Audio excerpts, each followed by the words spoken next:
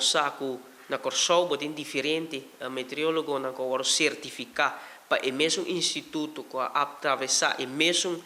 cenário de formação aqui na Corsol se a ordem reconhecida na Aruba não a ordem reconhecida, o qual que nós podemos identificar tá que tem diferença de opinião entre DRA e DPS e que o qual que trata e certificação de formação de meteorólogo de caso aqui. Esse aqui é um tema que nós atrese para adiante, mas claro,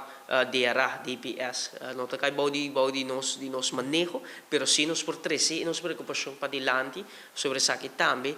tal qual que para nós é importante, sobre o mês añadir meteorólogo mais na qual que trata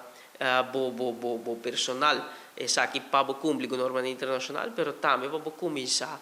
aumentar a capacidade também de meteorologos e o qual que nós podemos identificar, tá com diferença de opinião na DRA e DPS, isso aqui está andando e acaba nós fazendo petição para uma reevaluação sobre a avaliação a Biniback negativo, nós a petição também para reevaluar a certificação de nosso meteorólogo mirando com a Corsol também tem diferente profissional que encaminhar o mesmo trajeto aqui de formação com a Corsol se outro país do Reino Holandês esta ordem reconhecer e certificar e para nós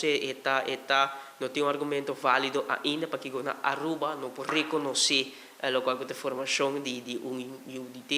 um profissional jovem que por ajudar a parte operacional de meteorologia.